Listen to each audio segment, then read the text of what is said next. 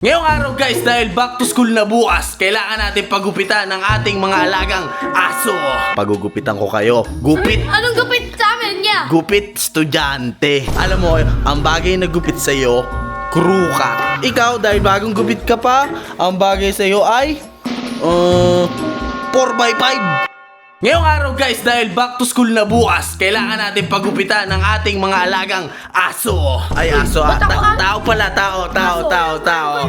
Oo. Dahil ikaw, kakapagupit mo pa lang, medyo uka-uka pa rin yung mukha mo eh. Kaya kailangan pa natin ayusin yan, ha? Walang nalagyan yung ano puti. Anong puti? Mukhang matanda daw siya. YG, di ba pasukan nyo na bukas? Oo, kuya mo. Oh, hindi pwede naman pumasok kayo na ganyan ng mga gupit nyo. Ang papangit naman yan. Ang pangit niya, no? Ayan. Ngayon kasing araw, nagbukas kasi ng barbershop yung kaibigan natin. Ngayon, basta hindi nyo kilala. Hindi nyo kilala yun. Pero, pupunta kasi tayo doon, pagugupitan ko kayo. Gupit. Anong gupit sa amin niya? Gupit estudyante. Ikaw, alam mo, ang bagay na gupit sa'yo, crew cut. Crew cut! Maganda yun! Maganda yung kuya mo. Bago lang yan, bago lang. Bagong-bago lang yun. Crew cut ang Kakalabas ganda lang nun. naman Ikaw, dahil bagong gupit ka pa, ang bagay sa'yo ay 4x5. Saan? Maganda yun. Bagay na bagay sa'yo yun kasi yung hulma ng mukha mo, parang chopping board eh, kaya tingin ko bagay sa'yo. O tara, punta na tayo doon. Tara. Nandito na tayo sa barbershop ng kaibigan ko ha. Saan ba? Andito, bagong-bago yun. Bagong ganda. Hoy, kayo ayoko na ma-arte sa gupit ha. Kung ano yung sinabi ko, yun na yun. Sa'yo, ulitin ko, crew cut. Sa'yo, 4x5. Basket na lang kaya. Basket. Walang ganun. Tara, dito tayo. Ayun, dyan lang yun sa may barber. Pinapalas sila. Halika na dito. Pumasok ka na. Ayun, si Sir ano yun, si Sir Rambo yun. Tara, pasok na tayo. Pasok. Sir, eto na. Sir, papagupitan mo nga itong dalawa eh. Nako! Sa Lunes pa.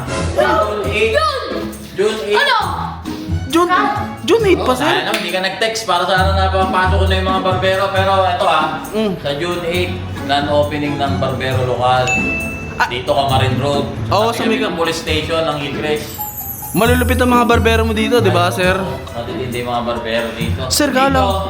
Pag nagpagupit ka na, kasama na pag-shampoo ng buhok, kasama na massage. Saan yung bulad ako? Ano alam mo kapag kitripa mo kami? Si Sir yan, dikit kami niyan eh. Dikit kami. Swerte kayo, sarado ngayon. Pasukan nyo na bukas eh. Alam nga naman, hindi kayo magpapagupit. Wala yan.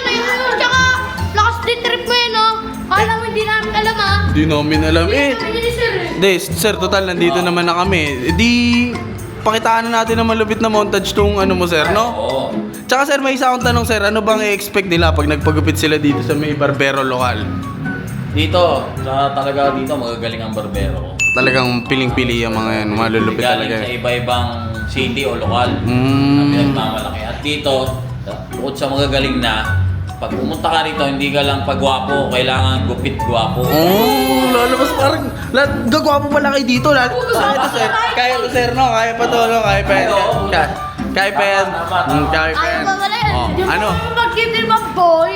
Ano pala, Bukat pa yung... swerte kayo, walang barbero. Ano hintayin natin? Bigyan natin ng malupit na montage to.